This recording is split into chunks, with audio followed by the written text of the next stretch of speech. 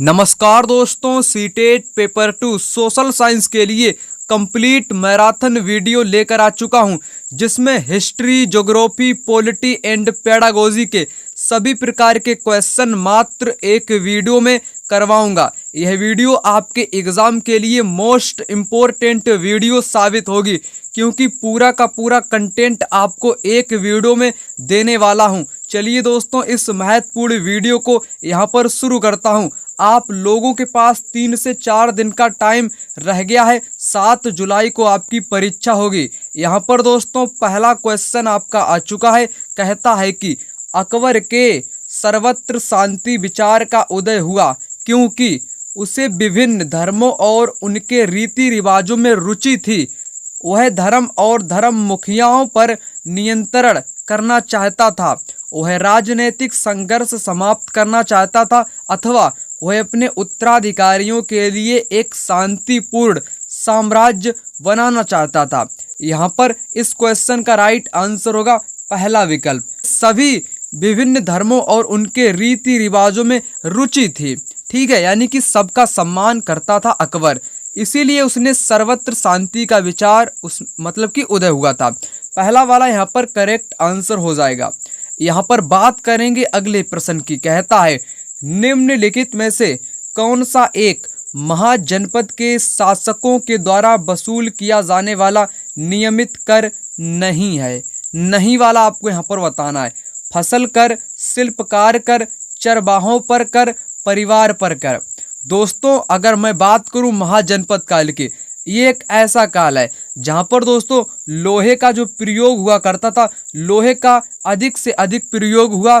कृषि, यहाँ पर आपकी कृषि में जो उपज थी, यहाँ पर कृषि की उपज में वृद्धि हुई, क्योंकि लोहे के फाल से वहाँ पर खेती जोती जाने लगी। गंगा का जो मैदान था, ठीक है, गंगा का तटीय मैदान था, वहाँ पर सिंचाई के साधन सभी उपलब्ध थे। इसलिए महाजनपद एकदम एक शक्तिशाली महाजनपद के रूप में, एक मगध महाजनपद शक्तिशाली रूप में उभरा था। वहाँ पर दोस्तों बहुत महत्वपूर्ण है, आपके एग्जाम में क्वेश्चन पूछा जाता है। और यहाँ क्या पूछा है, महाजनपद के जो शासक थे वो नियमित कर वसूला करते थे, सभी प्रकार से कर वसूला करते थे। जैसे फसल पर भी वो लोग कर वसूला करते थे। शिल्पकार यानी कि जो कारीगर व्यक्ति होते थे उन पर भी ये लोग कर वसूला करते थे, राजा लोग। चरवाहे यानी कि जो पशुओं को चराते थे उन लोगों को भी कर देना पड़ता था। और दोस्तों जो शिकारी हुआ करते थे, आखेटक या खाद्य संग्राहक, उनको भी राजा को कर देना पड़ता था। कभी कभी जानवरों का जो उत्पाद होता है, जैसे दूध हो गया, मक्खन हो गया, घी हो गया, ये भी राजा को देना पड़ता था। लेकिन परिवार पर कर ये आपको नहीं देना पड़ता था। यहाँ पर 4 वाला गलत होगा, जो कि नियमित कर दोस्तों नहीं है। यहाँ पर ये वाला आपका नहीं होगा। ठीक है, चलिए बात कर लेते हैं अगले प्रश्न की। वे बौद्धों और जैनों के कटु आलोचक थे और शिव तथा विष्णु के प्रति सच्चे प्रेम को मुक्ति का मार्ग बताते थे। उपरोक्त विशेषता किससे संबंधित है? नैनार और अलवार, शंकर रामानुज, अल्लभा प्रभु, अक्कमहादेवी, सिद्ध और योगी। यहाँ पर पहला विकल्प इस क्वेश्चन का राइट आंसर होगा। नैनार और अलवार संत, जिनका उदय दक्षिण भारत में हुआ था, जो कि दोस्तों बौद्धों और जैनों के कटु आलोचक थे और शिव और विष्णु के एकदम बढ़िया उपासक थे। चलिए आपको यहाँ पर समझाने का प्रयास करता हूँ। क्वेश्चन अगर परीक्षा में पूछा जाए, नैनार किसके भक्त थे? नैनार दोस्तों शिव भक्त थे, यानी कि ये भगवान शिव की उपासना करते थे। वहीं जो अलवार थे, अलवार ये विष्णु यानी कि वैष्णव संत थे, जो कि विष्णु भगवान को यहाँ पर उपासक के रूप में जाना जाता है, विष्णु भगवान को। नैनार किसको? शिव को। अलवार किसको? विष्णु को। याद रखना, एग्जाम में कई बार पूछा गया है। ये ऐसे संत हैं जिनका उदय दक्षिण भारत में हुआ था। इन्होंने बौद्ध धर्म और जैन धर्म का कठोरता के साथ विरोध किया था। याद रखना दोस्तों, ठीक है। और एक आपका आंदोलन है, बासवन्ना ने आंदोलन शुरू किया था। एक है वीर शैव आंदोलन। कौन सा आंदोलन? वीर शैव आंदोलन किसने शुरू किया था? वो एक व्यक्ति का नाम है, बासवन्ना नामक व्यक्ति ने वीर शैव आंदोलन कर्नाटक में शुरू किया था। कहाँ पर? कर्नाटक में शुरू किया था। यहाँ पर याद रखना, जितना मैं आपको बताता चलूँ वो आपके एग्जाम के लिए महत्वपूर्ण साबित होगा। चलिए बात कर लेते हैं अगले प्रश्न की। भारत के किस क्षेत्र से बौद्ध धर्म तिब्बत पहुंचा? किस क्षेत्र से पहुंचा? अरुणाचल प्रदेश से, लद्दाख से, हिमाचल प्रदेश से या सिक्किम से? यहाँ पर इस क्वेश्चन का राइट आंसर होगा लद्दाख। ऐसे क्वेश्चन आपकी परीक्षा में 10 से 12 बार रिपीट हो चुका है। वो सभी क्वेश्चन मैं आपको यहीं पर बताना चाहूँगा। चलिए आपको यहाँ पर बताता हूँ। एक तो क्वेश्चन यहाँ पर पूछा गया है, भारत के किस क्षेत्र से बौद्ध धर्म तिब्बत में पहुँचा है? वो पहुँचा है लद्दाख के द्वारा। ठीक है, अब यहाँ पर बात करते हैं छोटा तिब्बत किसको बोलते हैं? दोस्तों छोटा तिब्बत, छोटा तिब्बत किसको बोला जाता है? ये बार बार एग्जाम में पूछा जाता है। छोटा तिब्बत बोलते हैं लद्दाख को। किसको बोलते हैं?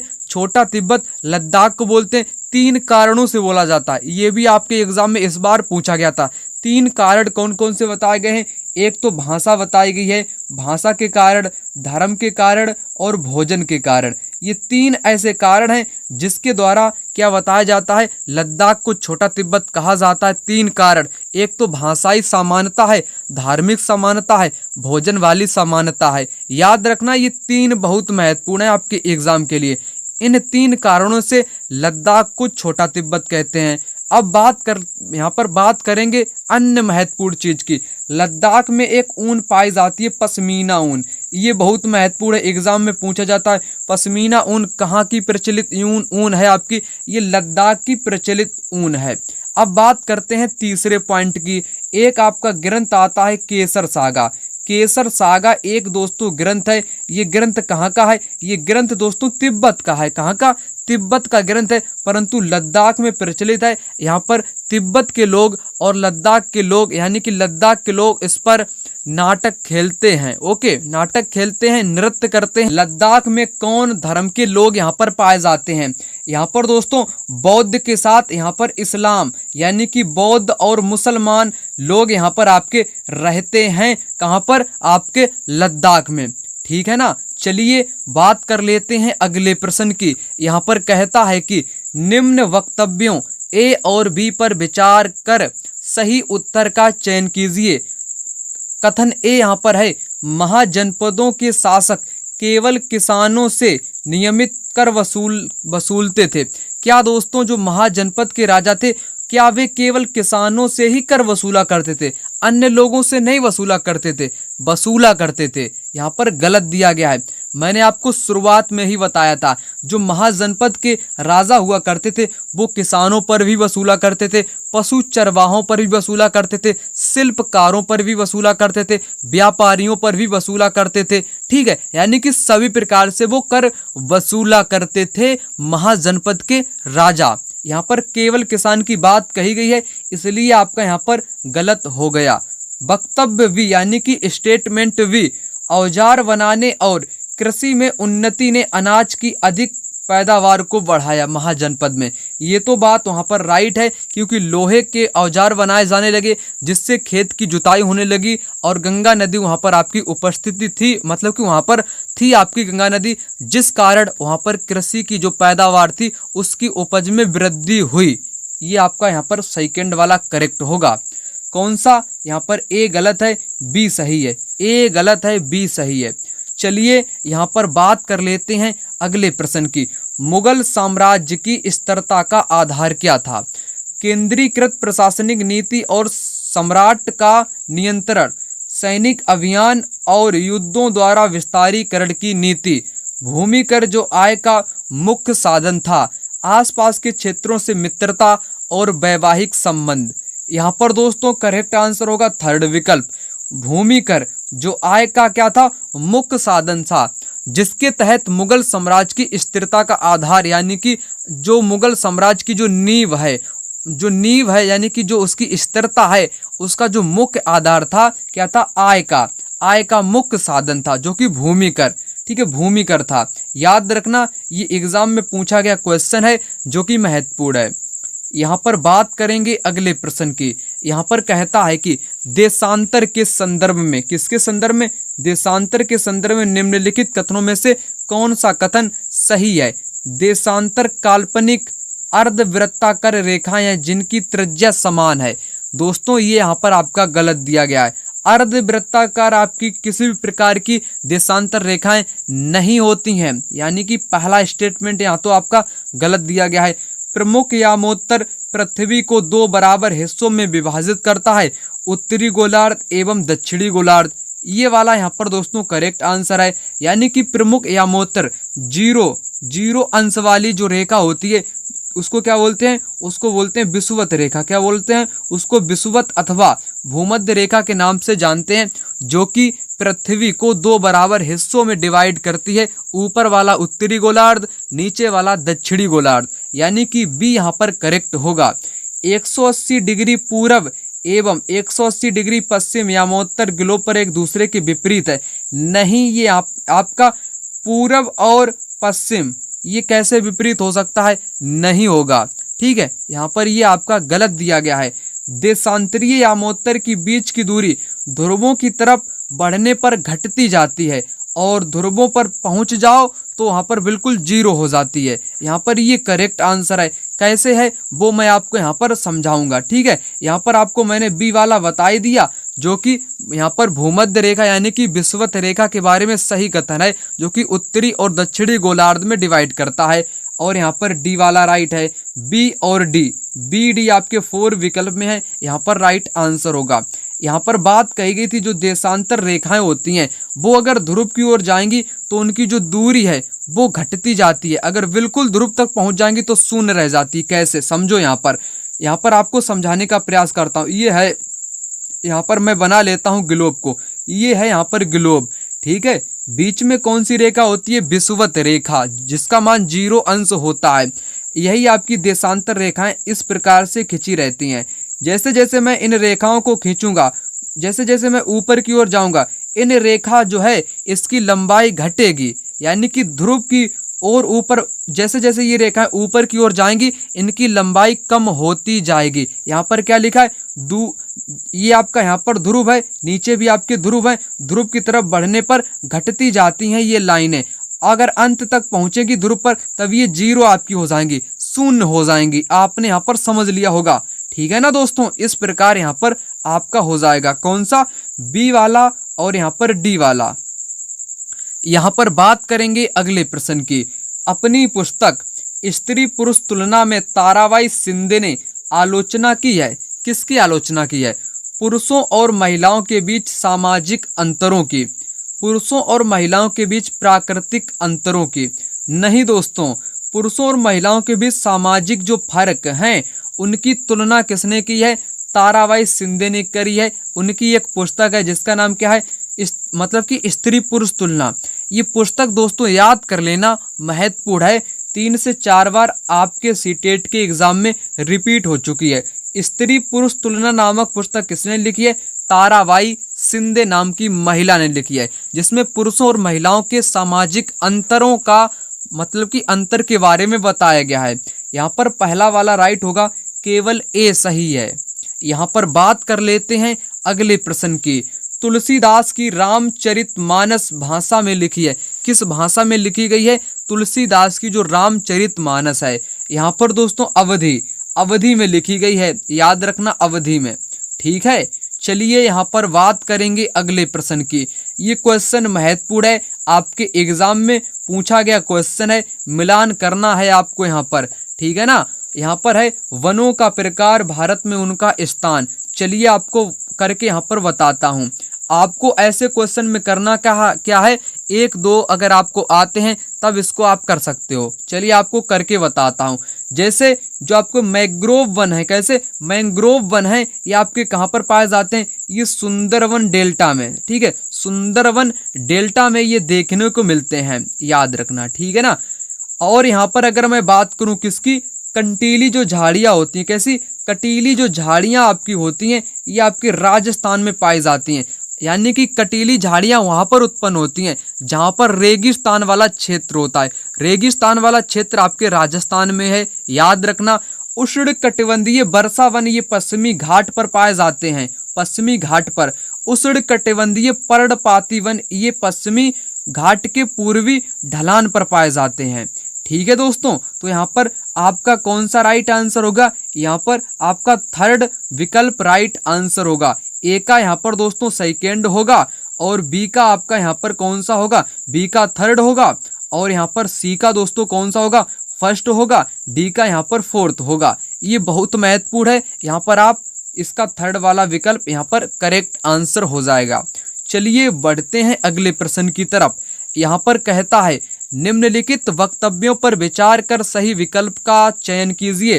प्राथमिक गतिविधियों में प्राकृतिक संसाधनों का निष्कर्षण और उत्पादन शामिल होता है। प्राथमिक बैंकिंग, यातायात, विज्ञापन द्वितीयक गतिविधियों के उदाहरण हैं।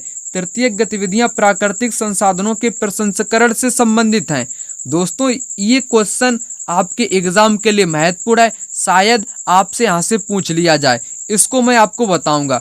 जो आपकी क्रियाएं होती हैं, जो आर्थिक क्रियाएं होती हैं दोस्तों, 3 प्रकार की होती हैं। होती तो आपकी 5 प्रकार तक की होती हैं, मुख्य तौर पर 3 प्रकार आप यहाँ पर समझेंगे। ठीक है, पहला प्रकार क्या होता है? ये आपकी होती है प्राकृतिक द्वारा प्राप्त, जिसमें दोस्तों आपकी कृषि मतलब कि प्राथमिक क्रिया में कौन कौन सी चीजें शामिल है?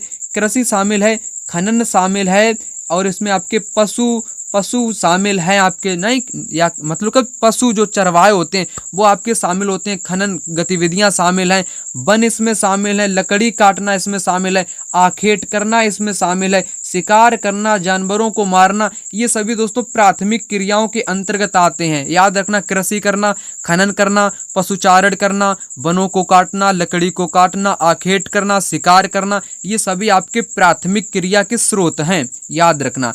अब मैं बात करूं सेकेंड जो आर्थिक क्रिया है उसमें क्या आते हैं? ये दोस्तों सेकेंड वाले ऐसे होते हैं जो प्राथमिक जो होते हैं, प्राथमिक मतलब कि जो प्राकृतिक जो उत्पाद होते हैं उनको अगर रूप बदल दो तो आपके भी वो सेकेंड में परिवर्तित हो जाते हैं। जैसे यहाँ पर मैं बात कर लूँ कपास की, कपास से अगर वस्त्र बनेगा तब ये आपका आ जाएगा सेकेंड में, यानी कि सेकेंड क्रिया आर्थिक यहाँ पर हो जाएगी द्वितीयक क्रिया। कपास से वस्त्र बनना, कपास आपका प्राथमिक क्रिया है क्योंकि कृषि से संबंधित है। वस्त्र, कपास से जब वस्त्र बनेगा ये द्वितीयक क्रिया में परिवर्तित हो जाएगा। उसी प्रकार दोस्तों गन्ना, यानी कि गन्ने को आप जानते होंगे, गन्ने से जब चीनी बनेगी, गन्ने से जब चीनी बनेगी तब ये कौन सी क्रिया होगी? ये दोस्तों द्वितीयक क्रिया होगी। कौन सी? द्वितीयक क्रिया होगी। गन्ना आपका पहला आर्थिक क्रिया है, यहाँ पर समझिएगा। थर्ड वाले में क्या होता है? इसमें दोस्तों बैंकिंग है, यातायात है, विज्ञापन है, ये सभी आपके तृतीयक में शामिल होते हैं। चतुर्थ में दोस्तों इससे ऊंची की चीजें शामिल की जाती हैं। ठीक है, ज्ञान से जुड़ी जो प्रौद्योगिकी की जो चीजें होती हैं वो शामिल की जाती हैं। अब आते हैं क्वेश्चन पर। यहाँ पर पहला विकल्प क्या था? प्राथमिक गतिविधियों में प्राकृतिक संसाधनों यानी कि प्राकृतिक चीजें ही इसमें पाई जाती हैं का निष्कर्षण और उत्पादन शामिल है। बिल्कुल करेक्ट पहला यहाँ पर है। सेकेंड बैंकिंग, यातायात, विज्ञापन द्वितीयक गतिविधियों के उदाहरण नहीं है दोस्तों, ये तृतीयक हैं, यानी कि ये तृतीयक गतिविधियों के उदाहरण हैं। द्वितीयक क्या होता है? जिनका रूप बदल जाए वो आपके द्वितीयक में आते हैं। तृतीयक गतिविधियां प्राकृतिक संसाधनों के प्रसंस्करण यानी कि रूप बदलने की बात कही गई है। ये तृतीयक यहाँ पर गलत होगा, यहाँ पर आपका होना चाहिए था सेकेंड। तो यहाँ पर आपके दोनों ही गलत हैं, पहले ही वाला केवल करेक्ट है, पहले ही वाला आपका करेक्ट है, केवल ए यहाँ पर इस क्वेश्चन का राइट आंसर हो जाएगा। चलिए बढ़ते हैं अगले प्रश्न। निम्नलिखित में से कौन सा नारा श्री नारायण गुरु द्वारा दिया गया? ये क्वेश्चन आपकी परीक्षा में 3 से 4 बार एग्जाम में पूछा गया है, महत्वपूर्ण है। इन्होंने एक नारा दिया है, मानवता की एक जाति, एक धर्म, एक ईश्वर। पहला विकल्प यहाँ पर राइट आंसर हो जाएगा। सभी विकल्प यहाँ पर कंफ्यूज करने वाले हैं, इसलिए मैंने आपको बताया मानवता की एक जाति, एक धर्म, एक ईश्वर का नारा किसने दिया? नारायण गुरु ने दिया। ये कहाँ से संबंधित है? ये केरल से संबंधित है। इन्होंने ब्राह्मणवादी जो परंपराएं हैं, जो मंदिर पूजा है, इसका इन्होंने क्या किया है? विरोध किया है। ठीक है ना दोस्तों, तो ये केरल से संबंधित हैं। जिन्होंने एक जाति एक धर्म यानी कि एक धर्म एक ईश्वर का नारा दिया है। यहाँ पर बात करेंगे अगले प्रश्न की, सतनामी आंदोलन का गठन किसकी सामाजिक स्थिति को सुधारने के लिए किया गया है। ये भी एग्जाम में कई बार पूछा जाता है सतनामी आंदोलन। यहाँ पर सतनामी आंदोलन जो है ये दोस्तों मध्य भारत में चमड़े का काम करने वाले समूह के लिए, मध्य भारत में जहाँ पर एक आपका राज्य पड़ता है छत्तीसगढ़, कौन सा दोस्तों, छत्तीसगढ़ में ये आपका सतनामी आंदोलन चला था 1820 के दशक में। कब, 1820 के दशक में चला था। किसने चलाया था, गुरु घासीदास। किसने, गुरु घासीदास ने चलाया था, जिन्होंने चमड़े का काम किया था। किसका काम किया था दोस्तों, चमड़े का काम इन्होंने किया था। इन्होंने छत्तीसगढ़ में 1820 के दशक में सतनामी आंदोलन की शुरुआत की थी, गुरु घासीदास। याद रखना नाम क्या है, गुरु घासीदास। कई बार पूछा जाता है एग्जाम में। मध्य भारत में चमड़े का काम करने वाले समूह के लिए, यहाँ पर थर्ड विकल्प यहाँ पर राइट उत्तर होगा। यहाँ पर बात करेंगे अगले प्रश्न की, निम्नलिखित में से कौन से आंदोलन जाति उन्मूलन के विरुद्ध स्पष्ट रूप से अपने प्रभाव के क्षेत्रों से मेल खाते हैं, यानी कि उनका क्षेत्र आपको यहाँ पर बताना है। सतनामी आंदोलन क्या पंजाब में है, मटुआ पंथ तमिलनाडु में है, सत्यशोधक समाज महाराष्ट्र में है, आर्य समाज केरला में है। तो चलिए आपको यहाँ पर बताता हूँ। यहाँ पर अगर मैं बात करूँ किसकी अगर मैं बात करूँ सतनामी आंदोलन, मैंने अभी क्या आपको बताया, छत्तीसगढ़, यानी कि मध्य भारत से रिलेटेड है ये आपका, ठीक है ना। 1820 में गुरु घासीदास ने, किसने, घासीदास ने इस आंदोलन को शुरू किया था, याद रखना, ठीक है ना। आगे यहाँ पर ये पहला तो यहाँ पर होगा ही नहीं, मेल खाएगा ही नहीं। मटुआ पंथ जो है ये बंगाल में, कहाँ पर दोस्तों, बंगाल में ये शुरू किया गया था, बंगाल में, ठीक है। तो यहाँ पर तमिलनाडु है, इसलिए ये भी यहाँ पर गलत होगा। सत्यशोधक समाज आपके महाराष्ट्र में, बिल्कुल करेक्ट यहाँ पर दिया गया है। सत्यशोधक समाज की स्थापना ज्योतिबा राव फूले, ज्योतिबा राव, ठीक है, ज्योतिबा राव फूले जो हैं इन्होंने सत्यशोधक समाज की स्थापना 1873 में की थी। कब, 1873 में की थी। इनकी एक पुस्तक है, उसका नाम है गुलामगिरी। क्या नाम है, गुलामगिरी इनकी पुस्तक का नाम है, जिसमें अमेरिकी गृह युद्ध में जो दास हैं, दासों का उल्लेख किया गया, ठीक है, दास प्रथा का। याद रखना महत्वपूर्ण है, जितना मैं आपको बताता चलूं, ठीक है। आर्य समाज की स्थापना किसने की थी, दयानंद सरस्वती ने की थी। चलिए बात करेंगे यहाँ पर अगले प्रश्न की, निम्न कथनों पर विचार कीजिए और सही विकल्प का चुनाव कीजिए। पृथ्वी द्वारा प्राप्त सौर विकिरण से पृथ्वी की सतह गर्म हो जाती है। बिल्कुल दोस्तों, बिल्कुल करेक्ट बोला गया है। यानी कि जो सूर्य के द्वारा प्राप्त जो सौर विकिरण होता है, उसके द्वारा पृथ्वी की जो सतह होती है ऊपर वाली, वो गर्म हो जाती है। यहाँ पर पहला कथन बिल्कुल राइट हो जाएगा। दूसरा, पृथ्वी स्वयं गर्म होने के बाद एक विकिरण पिंड बन जाती है। क्या बन जाती है, विकिरण पिंड बन जाती है। यहाँ पर ये आपका, ये भी यहाँ पर दोस्तों राइट दिया गया है, ठीक है, ये भी यहाँ पर आपका राइट होगा। नाइट्रोजन पृथ्वी द्वारा विकिरित ऊष्मा को रोक लेती है तथा पृथ्वी के तापमान को बनाए रखने में सहायता करती है।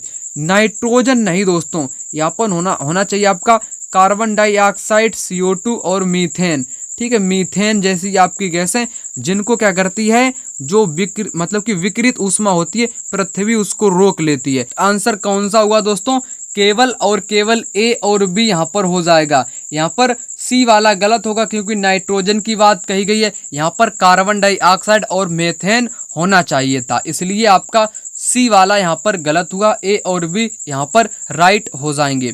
चलिए यहाँ पर बात करेंगे अगले प्रश्न की। यहाँ पर कहता है, निम्नलिखित में से वे दावे जाति विरोधी समाज सुधारक से सही रूप से मेल खाते हैं। यानी कि यहाँ पर मिलान आपके दिए गए हैं, उनमें से आपको सही वाला बताना है, कौन सा यहाँ पर सही सुमेलित है।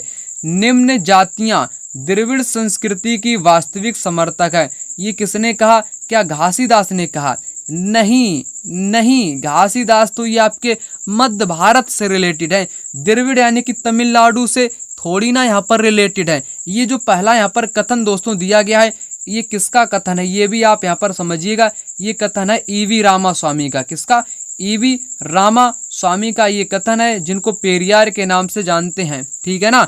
ये उन्हीं का कथन है कि निम्न जातियां द्रविड़ संस्कृति की वास्तविक समर्थक है। ये कथन है ईवी रामास्वामी पेरियार का कथन है, ना कि गुरु घासीदास का है। चलिए आपको यहाँ पर बताया, ये वाला कथन याद रखो, महत्वपूर्ण है आपके एग्जाम के लिए। गुरु किसको याद रखोगे? पेरियार को याद रखोगे। जाति के आधार पर लोगों में भेदभाव नहीं करना चाहिए, क्योंकि संपूर्ण मानवता एक ही जाति से संबंध रखती है। ये नारायण गुरु ने कहा था, जिन्होंने एक जाति एक धर्म एक ईश्वर वाला नारा दिया था, उनसे रिलेटेड है। करेक्ट यहाँ पर है, शूद्र और अति शूद्रों को जाति भेदभाव को एकजुट होकर चुनौती देनी चाहिए, ये ज्योतिबा फूले ने कहा था। ये भी यहाँ पर करेक्ट है। यानी कि दोस्तों यहाँ पर बी वाला सी वाला आपका करेक्ट है, पहला यहाँ पर गलत है। यहाँ पर गुरु घासीदास नहीं होना चाहिए था, बल्कि पेरियार होना चाहिए था, रामास्वामी, ठीक है, तब यहाँ पर राइट होता। यानी कि बी और सी यहाँ पर राइट होंगे। सेकंड विकल्प इस क्वेश्चन का यहाँ पर राइट आंसर हो जाएगा। चलिए यहाँ पर बात करेंगे अगले प्रश्न की। दांती दुर्ग जिसने हिरण्यगर्भ नामक एक अनुष्ठान किया था, वो है दोस्तों राष्ट्रकूट प्रधान था। राष्ट्रकूट वंश का संस्थापक कौन था?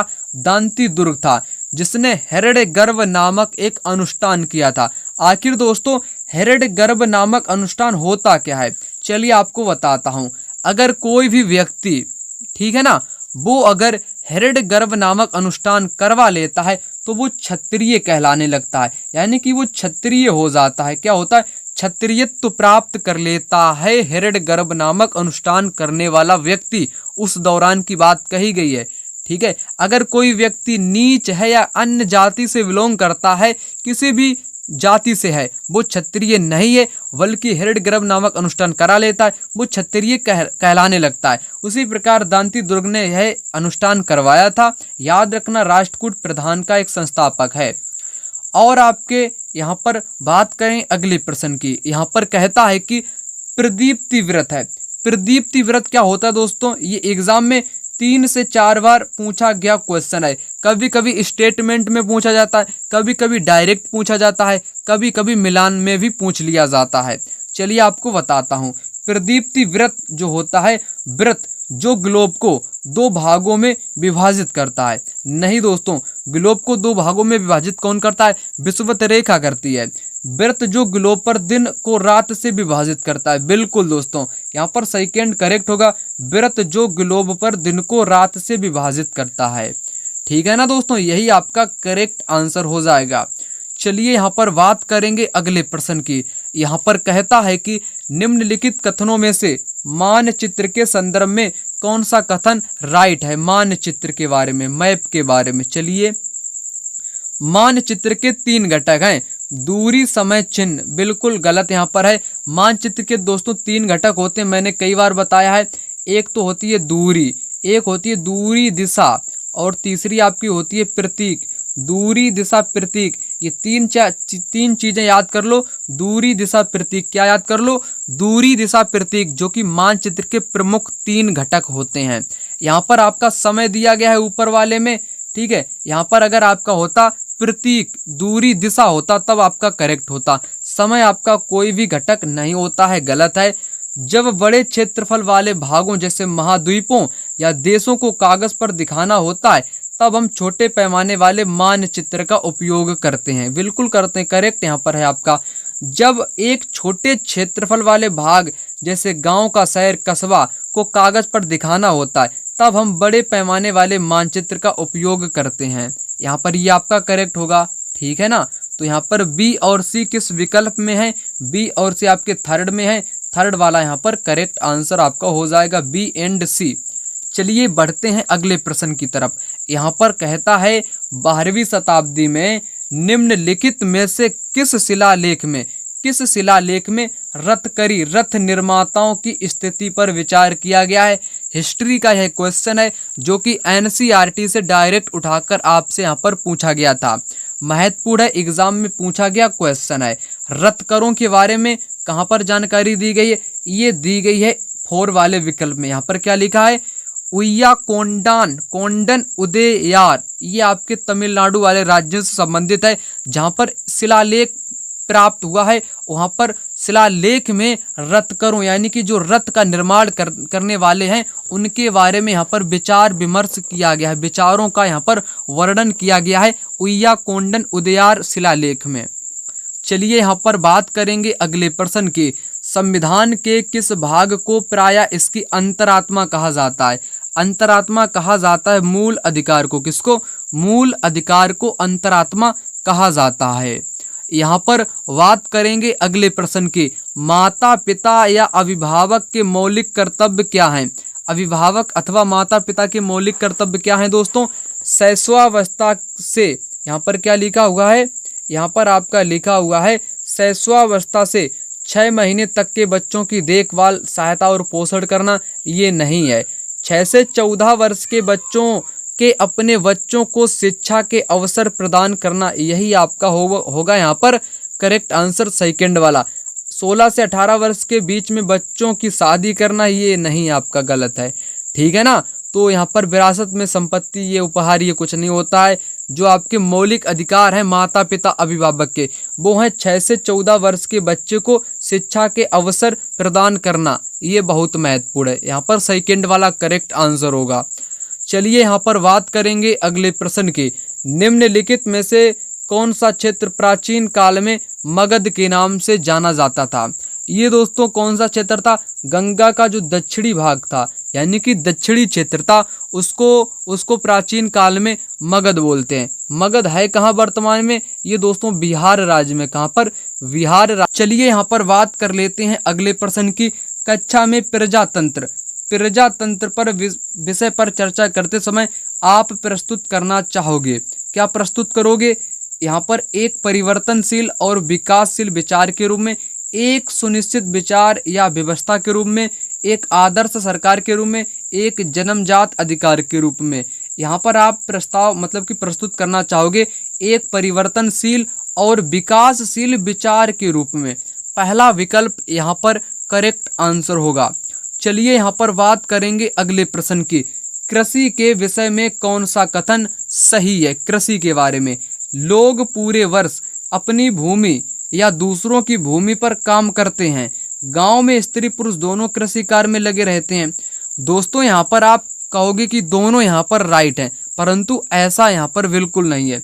यहाँ पर बी वाला ही केवल राइट आंसर होगा। गांव में स्त्री पुरुष दोनों कृषि कार्य में लगे रहते हैं, यानी कि यहाँ पर करेक्ट आंसर होगा केवल बी यहाँ पर राइट आंसर होगा। पहला क्यों नहीं होगा? यहाँ पर एक शब्द आया है, लोग पूरे वर्ष अपनी भूमि या दूसरी भूमि पर काम करते हैं।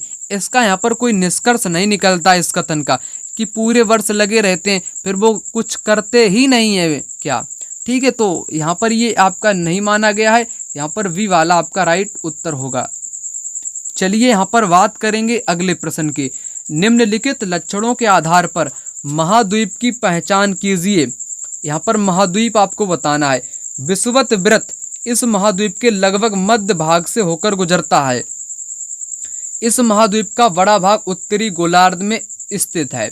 यहाँ पर अफ्रीका की बात कही गई। अफ्रीका, जो आपका अफ्रीका है, यहाँ से दोस्तों कर्क रेखा, मकर रेखा और उसके साथ विषुवत रेखा, ये सभी दोस्तों कहाँ से गुजरते हैं? ये अफ्रीका महाद्वीप से होकर गुजरते हैं, जो कि ये आपके उत्तरी गोलार्ध में स्थित है। कहाँ पर? उत्तरी गोलार्ध में स्थित है। याद रखना, महत्वपूर्ण आपके एग्जाम के लिए अफ्रीका। यहाँ पर बात कर लेते हैं अगले प्रश्न की। निम्नलिखित में से स्वाभिमान आंदोलन किसने शुरू किया? ईवी रामास्वामी पेरियार ने शुरू किया था, जो कि मनुस्मृति, रामायण, भगवत गीता के कटु आलोचक थे। मैंने कई बार आपको बताया है। ये आपके हैं ईवी रामास्वामी पेरियार, जिन्होंने स्वाभिमान आंदोलन, जिसको आत्मसम्मान आंदोलन के नाम से भी जानते हैं। ठीक है, तो चलिए बढ़ते हैं अगले प्रश्न की तरफ। निम्न में से कौन सा पृथ्वी के ताप कटिबंध का अनुक्रम सही तरीके से रखा गया है? यानी कि जो ताप कटिबंध होते हैं उनको आपको यहाँ पर क्रम में लगाना है। चलिए आपको बताता हूँ। उष्ण कटिबंध, दक्षिण शीतोष्ण कटिबंध, शीत कटिबंध। ठीक है, तो ये यहाँ पर आपका बिल्कुल करेक्ट दिया गया है। मैं आपको बताऊंगा कैसे यहाँ पर करेक्ट दिया गया है। दूसरा, उष्ण कटिबंध, उत्तर शीतोष्ण कटिबंध तथा शीत कटिबंध। यहाँ पर दोस्तों ये यहाँ पर कैसा दिया गया है, ये यहाँ पर आपका बिल्कुल करेक्ट दिया गया है। सी वाला यहाँ पर गलत दिया गया है। कैसे गलत दिया गया है, यहाँ पर ए भी यहाँ पर करेक्ट आंसर हो जाएंगे। चलिए आपको यहाँ पर समझाने का प्रयास करता हूँ, बड़े ही ध्यान से इस चीज़ को यहाँ पर आप लोग समझेंगे, बड़े ही ध्यान से समझिएगा। यहाँ पर मैं बना लेता हूँ ग्लोब को, ये है आपकी ग्लोब, याद रखना, ठीक है। तो यहाँ पर आपकी बीच में रेखा होती है विषुवत रेखा, ऊपर आपकी होती है कर्क रेखा, इसके नीचे होती है मकर रेखा। कर्क और मकर रेखा के बीच वाले क्षेत्र को, इसको क्या बोलते हैं, जिसको मैं यहाँ पर डिजाइन बना रहा हूँ, इसको बोलते हैं उष्ण कटिबंध। क्या बोलते हैं, उष्ण कटिबंध बोलते हैं। अगर इसके ऊपर यहाँ तक जाएंगे, यहाँ तक अगर जाएंगे तो इसको क्या बोलेंगे, यहाँ पर बोलेंगे, यहाँ पर क्या बोलेंगे, ऊपर जाओगे तो उत्तर, क्या बोलोगे, उत्तर शीतोष्ण, उत्तर शीतोष्ण बोलोगे। अगर नीचे जाओगे तो इसी को बोलोगे दक्षिण शीतोष्ण बोलोगे। उत्तर के नीचे थोड़ा ऊपर जाओगे तो वहाँ पर पूरा का पूरा ठंडा एरिया यानी कि ध्रुव वाला पड़ जाएगा, पूरा का पूरा ऊपर आपका शीत कटिबंध। नीचे जाओगे यहाँ पर भी पूरा का पूरा शीत कटिबंध। यानी कि दोस्तों आपने यहाँ पर क्या समझा, आपने यहाँ पर समझा सबसे पहले आपका आता है उष्ण कटिबंध। उष्ण कटिबंध के ऊपर में कौन सा आता है, शीतोष्ण। कौन सा आता है, शीतोष्ण आता है। ऊपर वाला क्षेत्र आपका होता है उत्तरी गोलार्ध, यानी कि उत्तरी शीतोष्ण आएगा। उत्तरी शीतोष्ण के बाद यहाँ पर ध्रुव, यानी कि वहाँ पर ठंडा बर्फ जमी रहती है, इसलिए शीत रहेगा, ठंडा रहेगा। उसी प्रकार अगर मैं बात करूँ नीचे, यहाँ पर मकर रेखा के नीचे आएंगे तब यहाँ पर दक्षिण शीतोष्ण पड़ेगा। दक्षिण शीतोष्ण के नीचे भयानक ठंड यानी कि शीत कटिबंध चलेगा। तो आपने यहाँ पर समझा सबसे पहले उष्ण कटिबंध आएगा। अगर उसके नीचे जाएंगे यानी कि नीचे दक्षिणी गोलार्ध में जाएंगे तब दक्षिण शीतोष्ण कटिबंध आएगा। फिर उसके नीचे जाएंगे शीत कटिबंध आ जाएगा। उसी प्रकार यहाँ पर उष्ण कटिबंध के बाद अगर हम ऊपर जाएंगे उत्तरी गोलार्ध में जाएंगे तब उत्तर शीतोष्ण कटिबंध, उसके बाद में शीत कटिबंध। यहाँ पर इस प्रकार से क्रम बिल्कुल राइट दिए गए। पहला वाला आपका दक्षिणी गोलार्ध का क्रम है, दूसरा वाला उत्तरी गोलार्ध का क्रम है। दक्षिण शीतोष्ण कटिबंध आपके ये बीच यहाँ पर पहले में दे दिया गया है, क्योंकि ये बीच में आना चाहिए था, इसलिए गलत है। मैंने आपको क्या बताया, ए और बी यहाँ पर राइट उत्तर हो जाएंगे। चलिए यहाँ पर बात करेंगे अगले प्रश्न की। क्या कारण है कि छोटी कार्यशाला और कारखाने कामगारों को अस्थायी रूप से काम पर रखते हैं, अस्थायी रूप से। इन कामों के लिए तकनीकी कौशल या योग्यता नहीं चाहिए। क्या दोस्तों, जो छोटी कार्यशाला होती है अथवा कारखाने होते हैं उसमें कुछ तो योग्यता चाहिए होती है, कुछ तो उसमें कौशल चाहिए होता है, यहाँ पर नहीं चाहिए। अगर कुछ भी आपके अंदर कौशल यानी कि योग्यता नहीं है, कोई भी आपको काम पर नहीं रखेगा। तो ये आपका यहाँ पर गलत बोला गया है। इससे नियोक्ता पर कम दायित्व बनता है, करेक्ट होगा। बेकार मौसमी हैं, कामगार आवश्यकता पड़ने पर रखे जा सकते हैं, करेक्ट होगा। बी सी यहाँ पर करेक्ट उत्तर दोस्तों हो जाएगा। चलिए यहाँ पर बात कर लेते हैं अगले प्रश्न की। सौर मंडल के संदर्भ में कौन सा कथन सही है। सौर मंडल के संदर्भ में सूर्य, 8 ग्रह तथा उनके उपग्रह सौर मंडल बनाते हैं। सूर्य, 8 ग्रह, उपग्रह, क्षुद्र ग्रह और उल्कापिंड उसका परिवार बनाते हैं। यहाँ पर दोस्तों बिल्कुल करेक्ट आपका सेकंड विकल्प हो जाएगा। बाकी सभी यहाँ पर आपके गलत दिए गए हैं, सेकंड करेक्ट आंसर होगा। यहाँ पर बात करेंगे अगले प्रश्न की।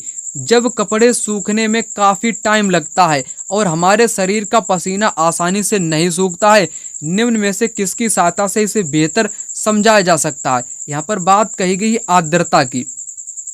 जब आर्द्र दिन आते हैं यानी कि आर्द्र मौसम होता है तब कपड़े सूखने में ज़्यादा टाइम लगता है, हमारे शरीर से जो पसीना निकलता है वो आसानी से नहीं सूखता है। ये आर्द्रता की यहाँ पर बात कही गई है। याद रखना, आपकी एनसीईआरटी पुस्तक में साफ तौर पर यहाँ पर बताया गया है। ये क्वेश्चन आपके एग्जाम में पूछा गया क्वेश्चन है। चलिए यहाँ पर बात करेंगे अगले प्रश्न की। संविधान बनाने वाले ने यहाँ पर है उद्घोषणा करते हुए भारत के लोगों के किसी भी एक भाषा, धर्म या संस्कृति को मानना वैध नहीं होगा किस मूल को बढ़ावा देने का प्रयास किया है। ये विविधता को बढ़ाने देने का प्रयास किया है। यानी कि जो भारतीय संविधान है उसमें एक भाषा, एक धर्म या एक संस्कृति को नहीं स्वीकारा गया है, बल्कि सभी को स्वीकारा गया है। जो कि विविधता को दर्शाता है। विविधता के मतलब कि विविधता के मूल्य को यहाँ पर बढ़ावा देने का प्रयास करता है, विविधता। यहाँ पर बात करेंगे अगले प्रश्न की। यह क्वेश्चन एकदम लल्लन टॉप क्वेश्चन है, यानी कि मजेदार क्वेश्चन है। निम्न कथनों पर ए बी पर विचार करो और सही आंसर बताओ।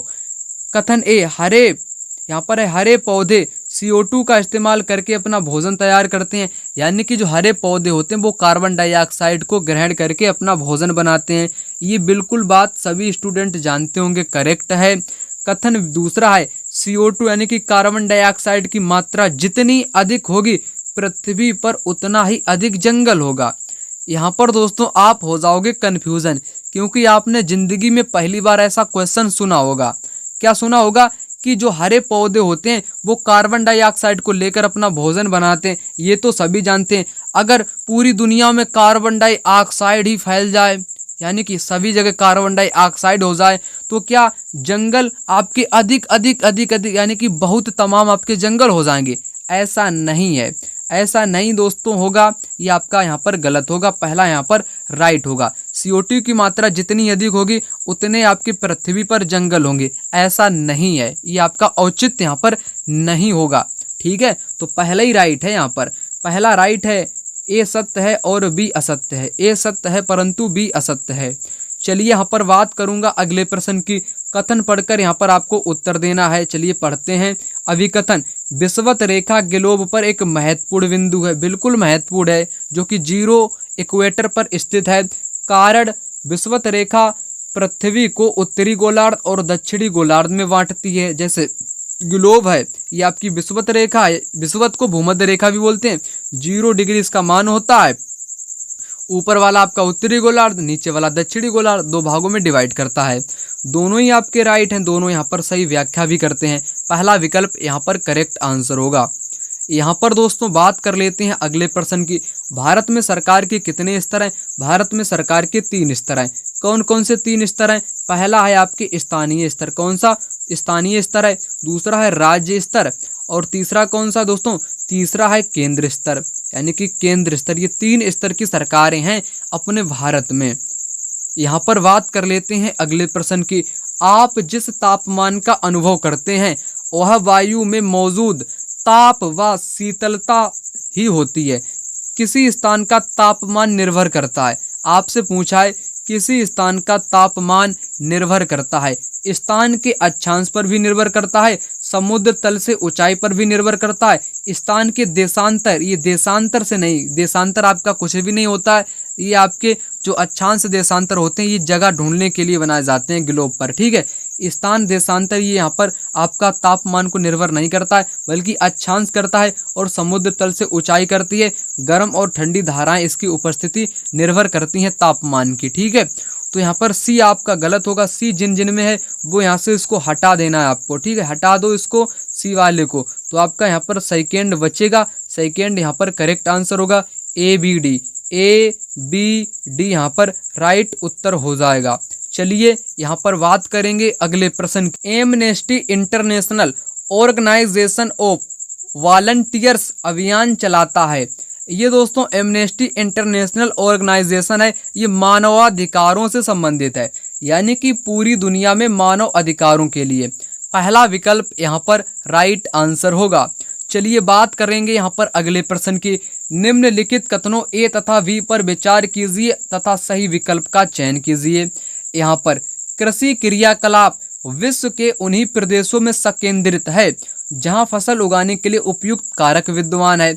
यानी कि दोस्तों विश्व में कृषि वहीं पर की जाती है जहाँ पर कृषि करने लायक जगह होती है, उपजाऊ भूमि होती है, सिंचाई के लिए उपलब्ध वहाँ पर पानी के साधन होते हैं, वहीं पर आपके क्या की जाती है? फसल उगाई जाती है। बिल्कुल करेक्ट बोला गया है। ऊन, डेयरी, कुक्कुट कृषि तंत्र के निर्गतों के अंतर्गत आते हैं। बिल्कुल दोस्तों ये कृषि के अंतर्गत आते हैं। आपका पशुपालन हो गया, डेयरी हो गया, ऊन हो गया, कुक्कुट पालन यानी कि मुर्गा जो आपके होते हैं, ठीक है, उनका पालन आपके किस में आता है? ये भी कृषि में आता है। याद रखना यहाँ पर आपके दोनों ही राइट हैं, दोनों ही आपके यहाँ पर राइट हैं। एक चीज़ और यहाँ पर बताऊँगा जो कि एग्ज़ाम में पूछी जाती है, यहाँ पर याद रखना। एक बार आपके एग्ज़ाम में पूछा जाता है पीसी कल्चर। पीसी कल्चर क्या है दोस्तों, ये मछली पालन से संबंधित होती है। पीसी कल्चर, पीसी कल्चर मछली पालन से संबंधित है। वीटी कल्चर किससे संबंधित है, वीटी कल्चर, वीटी कल्चर दोस्तों अंगूर की खेती से संबंधित है। अंगूर की जो कृषि होती है उससे संबंधित है। एक आपके एग्जाम में पूछा जाता है हार्टिकल्चर, हार्टिकल्चर आपके फलों से संबंधित है, फूलों से संबंधित है। फल फूल आपके क्या हैं, और आपकी सब्जी, फल फूल सब्जी से संबंधित क्या है, आपकी हार्टिकल्चर, हार्टिकल्चर कहते हैं। ठीक है, याद रखना। और एक आपकी यहाँ पर होती है सेरीकल्चर। यहाँ पर आप इतना यहाँ पर समझ चुके होंगे, पीसी कल्चर मछली का पालन, वीटी कल्चर अंगूर की खेती, हार्टिकल्चर फल फूल और सब्जियाँ। यहाँ पर एक और आपकी है, कौन सी है दोस्तों, मैंने अभी आपको बताया सेरीकल्चर। सेरीकल्चर याद रखना, सेरीकल्चर रेशम के जो कीट होते हैं, रेशम के जो कीड़े होते हैं, कीट होते हैं, उनका पालन कहलाता है सेरीकल्चर। और एग्रीकल्चर क्या होता है, आप सभी लोग जानते हो। एग्रीकल्चर क्या होता है दोस्तों, ये आपका कृषि से संबंधित है। किससे, कृषि से संबंधित है। चलिए दोस्तों, यहाँ पर बात करेंगे अगले प्रश्न की। निम्नलिखित में से किस ग्रंथ में पेरिलवार, अंडाल, तोंडरिप्पोड़ो, अलवार और नम्मलवार के गीतों का संकलन है। ये ऐसे कुछ नाम हैं जो कि तमिल में यहाँ पर नाम दिए गए हैं। ठीक है, दक्षिण भारत से संबंधित हैं। यहाँ पर ये जो संकलन है, गीतों का संकलन किया गया है, ये दिव्य प्रबंधम में है। ठीक है, दिव्य प्रबंधम, दिव्य प्रबंधम दोस्तों क्या है, प्रबंधम, ये एक ग्रंथ है। क्या ग्रंथ है, ये ग्रंथ है। इस ग्रंथ में दिव्य प्रबंधम ग्रंथ में पेरिलवाल और अंडाल नाम की एक महिला है, तोंडर डिप्पोडी अलवार नम्मालवार के गीतों का संकलन किसमें किया गया है, दिव्य प्रबंधम नामक ग्रंथ में किया गया है, जो कि एक तमिल है। कैसी है दोस्तों, ये आपकी तमिल, मतलब कि तमिल ग्रंथ है। तमिल की रचनाओं को संगम साहित्य बोलते हैं। तमिल की रचनाओं को क्या बोलते हैं, संगम साहित्य के नाम से इसको जानते हैं। याद रखना दोस्तों, महत्वपूर्ण है। चलिए यहाँ पर बात करेंगे अगले प्रश्न की। प्राचीन काल में सिल्क रूट, सिल्क रूट शब्द संबंधित था। सिल्क रूट ये दोस्तों संबंधित था किससे, चीन से दूसरे देशों में रेशमी कपड़ों को ले जाने वाला व्यापारियों का यात्रा मार्ग। सिल्क रूट पर किसने कब्जा अपना जमाया था, कुषाणों ने। याद रखो, यहाँ पर कुषाणों ने नियंत्रण कर लिया था। कुषाणों ने क्या कर लिया था, नियंत्रण कर लिया था रेशम मार्ग पर। रेशम मार्ग यानी कि सिल्क रूट पर, रेशम मार्ग पर नियंत्रण कर लिया सर्वप्रथम कुषाण शासक ने। याद रखना, जो कि चाइना से दूसरे देश में रेशमी कपड़ों को ले जाने वाला एक व्यापारिक मार्ग है, सिल्क रूट, रेशम मार्ग बोलते हैं इसको। यहाँ पर बात करेंगे अगले प्रश्न की। निम्नलिखित में से कौन सा नेता एक लोकप्रिय छवि कृष्ण के सारथी के रूप में चित्रण में अंग्रेजों के खिलाफ युद्ध में अन्य राष्ट्रवादी नेताओं का मार्गदर्शन कर रहा था, मोहनदास करमचंद गांधी यानी कि महात्मा गांधी। दोस्तों, वीडियो आप लोगों के लिए यहीं तक है। इस वीडियो को ज़्यादा से ज़्यादा लाइक करिएगा, शेयर करिएगा, कमेंट करिएगा। चैनल पर नए तो चैनल को सब्सक्राइब कर लीजिएगा। मिलते हैं दूसरी वीडियो में, तब तक के लिए धन्यवाद। जय हिंद, जय भारत।